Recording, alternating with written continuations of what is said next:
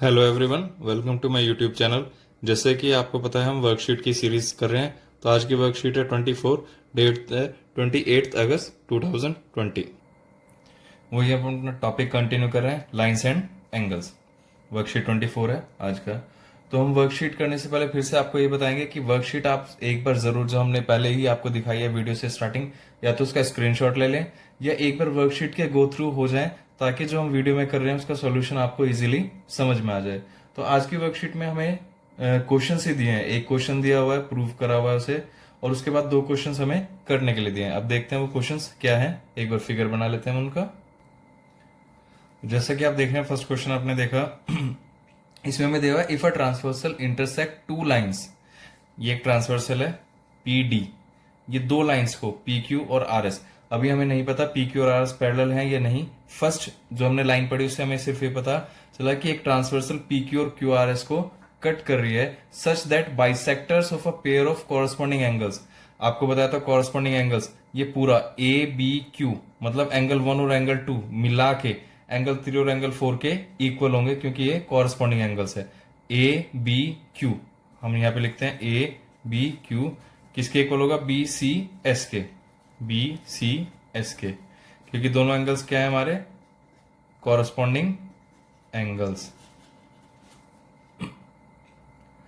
और हमें बताया कि दोनों एंगल्स का जो बाइसेक्टर है, बाइसेक्टर का मतलब अभी आपको प्रीवियस वीडियो में बताया था दो इक्वल पार्ट्स में। तो मतलब हमें क्या गिवन है, एंगल 1 और एंगल 2 इक्वल है। इक्वल के लिए हम लगा लेते हैं कि यहाँ पे एक दो निशान लगाया है, तो यहाँ पे भी हमने दो निशान लगा लिए। इससे हमें पता चलेगा एंगल 1 एंगल 2 के इक्वल है। तो जो बाइसेक्टर है वो किसकी वजह से बना है, बी ई की वजह से।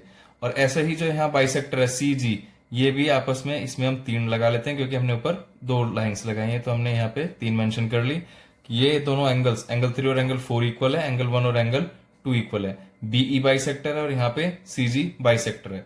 तो उसने हमें क्वेश्चन में कहा कि बीई और सीजी आपस में पैरेलल हैं। BE parallel to C G, BE और सीजी पैरेलल हैं, कॉरस्पॉन्डिंग एंगल्स आर पैरेलल।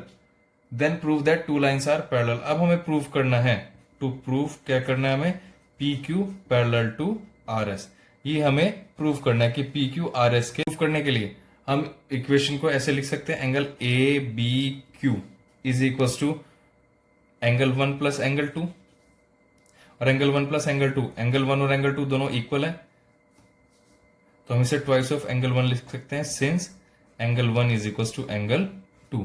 और इस इक्वेशन को हम नाम दे देते हैं अपने फर्स्ट इक्वेशन।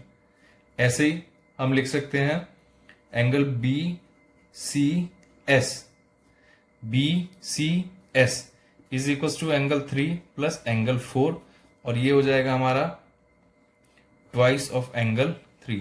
इसमें भी since angle 3 is equal to angle 4।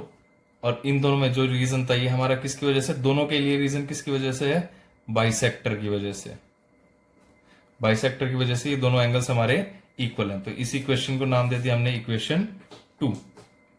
ये हो गई हमारी इक्वेशन 1 और ये हो गई हमारी इक्वेशन 2। अब जैसे कि आपको पता है बीई और सी जी पैरेलल हमें गिवन है, BE parallel to C D G, और ये एक ट्रांसवर्सल होगा। Alternate interior angles, angles on the same side of transversal, ऐसी कई सारी प्रॉपर्टीज आपको पढ़ाई हैं।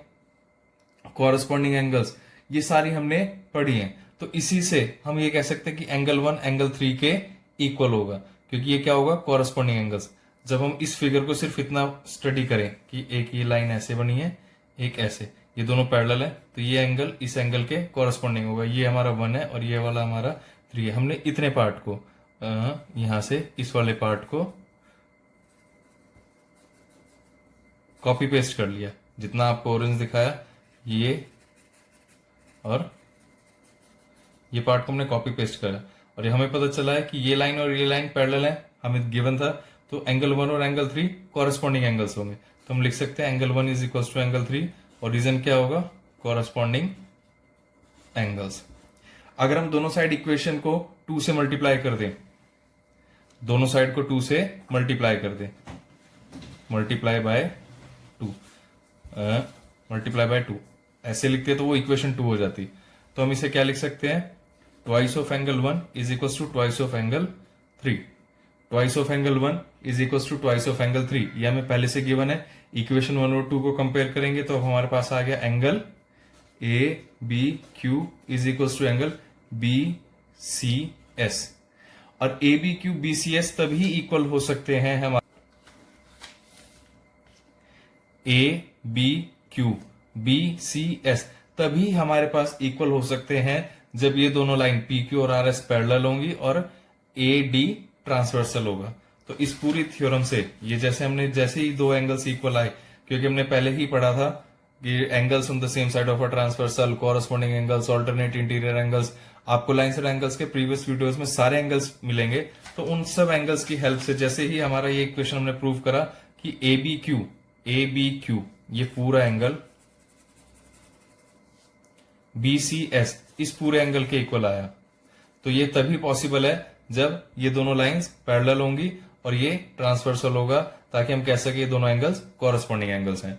तो इसी से हमें पता चलेगा, जब ये पूरी हमने स्टेटमेंट प्रूव कर ली तब हम लास्ट में आके यहां पे लिख सकते हैं अपना कि P Q parallel to R. अब जो हमारे पास ट्राई दिस का क्वेश्चन दिया हुआ है वो भी सेम यही दिया हुआ है कि if a transversal intersect two lines such that the bisector of a pair of alternate interior angles are parallel. हमारे पास दो लाइन है, ये हमने ले लिया पी लाइन, ये ले लिया क्यू, दो लाइंस है। If a transversal intersect two lines और एक ट्रांसवर्सल लेट इट एल ये दो लाइन को कट कर रहा है, such that bisectors of a pair of alternate interior angles, alternate interior angle, अगर हम इस पूरे एंगल की बात करें, इसे नाम दे दिया हमने पी ओ और ये इसे नाम दे दिया हमने एस, पी ओ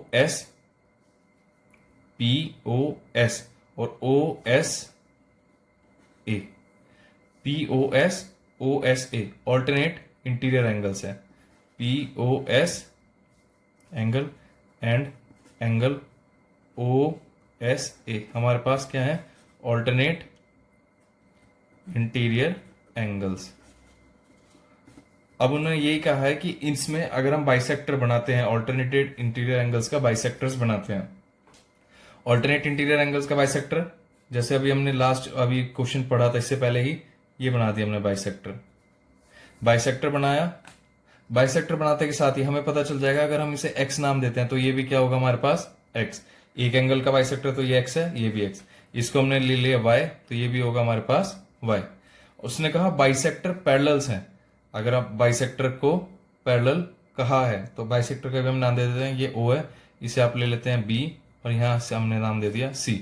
तो इसका मतलब कि हमारे पास O B parallel to C S, O B parallel to C S ये हमें गिवन है। अब प्रूफ क्या करना है कि P और Q आपस में पैरेलल है। अगर हम ये प्रूफ करते हैं ऑल्टरनेट इंटीरियर एंगल्स इक्वल है, मतलब कि ये पूरा एंगल POS जो हमने लिखा था POS और ये OSA, अगर हम प्रूफ करते हैं ये दोनों एंगल्स इक्वल है, तब हम कह सकते हैं कि ये दोनों लाइंस पैरेलल है। अब इस कंसेप्ट में आपको थोड़ा सा समझना पड़ेगा, दो लाइन पैरेलल है, एक ट्रांसवर्सल, दो लाइन पैरेलल है, ट्रांसवर्सल है, तो उनका पैरेलल से लेके ट्रांसवर्सल ये दोनों एंगल्स इक्वल होते हैं, तभी हम इन्हें कहते हैं ऑल्टरनेट इंटीरियर एंगल।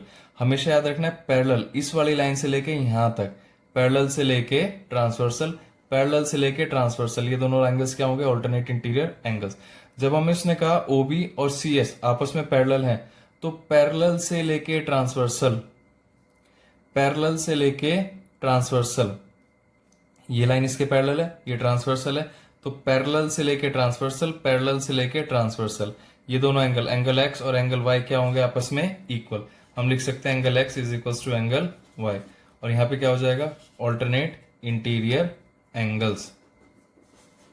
अभी आपको बताया पैरेलल से ट्रांसवर्सल, ओबी और सी एस पैरेलल है, इस पैरेलल लाइन से लेके ट्रांसवर्सल तक जो भी एरो बनाएंगे, इस पैरेलल लाइन से ट्रांसवर्सल तक जो भी एरो बनाएंगे, वो दोनों एंगल्स हमारे इक्वल होंगे। तो angle X is equal to angle Y, और एंगल एक्स एंगल वाई के इक्वल है, और हमें दिया हुआ है कि ये दोनों तो बाइसेक्टर है, तो वाई प्लस वाई, आप इसे दोनों साइड सेम इक्वेशन को ऐड कर सकते हैं, 2 से मल्टीप्लाई कर दो।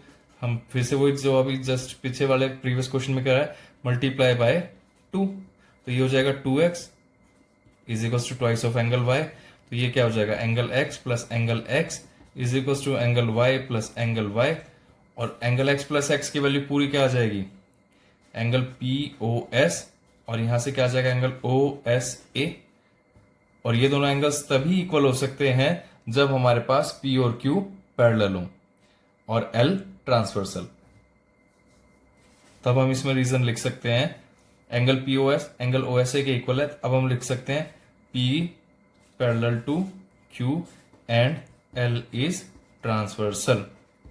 और इसमें रीजन फिर हम लास्ट में लिख देंगे, angle P O S is equal to angle O S A. अगर आपको इसका रीजन भी लिखना है तो रीजन वही है हमारा, ऑल्टरनेट इंटीरियर एंगल्स। अगर हमें ये दिया होता तो हम ये ऐसे लिखते और रीजन लिखते, लेकिन अब हमें ये नहीं दिया था, ये हमने पहले फाइंड किया, तो हमारा क्वेश्चन यहाँ के खत्म हो गया कि ये हमने फाइंड किया, तो हमारा हो गया P angle line P parallel to Q और एल इज ट्रांसवर्सल। अब सेकंड क्वेश्चन देख लेते हैं। तो ये हमारा क्वेश्चन 2 दिया हुआ है कि A B parallel to C D. Question में गिवन है A B parallel to C D, X और वाई की वैल्यू निकालनी है। एक्स और वाई के यहां से अगर आप देखोगे ये पूरा लीनियर पेयर बन जाएगा, तो एक्स की वैल्यू कितनी आ जाएगी 130 डिग्री, और यहां से अगर इन दोनों को कंपेयर करेंगे वर्टिकली ऑपोजिट है, तो वाई की वैल्यू भी है 130 डिग्री। तो ये क्वेश्चन में कुछ नहीं करना था, बस आपको रीजन लिखना है, या आप जैसे ही 130 आएगा हम कह सकते हैं कि ए बी पैरेलल है, ये ट्रांसवर्सल है, तो एक्स और Y alternate interior angles equal होंगे। एक्स 130 है तो ऐसे भी 130 आएगा, वर्टिकली ऑपोजिट से भी 130 डिग्री आएगा। तो बस मैथ्स आपको ज्यादा से ज्यादा प्रैक्टिस करनी है क्वेश्चंस की, अपनी एनसीईआरटी में से प्रैक्टिस करना, वीडियो को शेयर करना और चैनल को सब्सक्राइब करना ना भूलें। Thank you.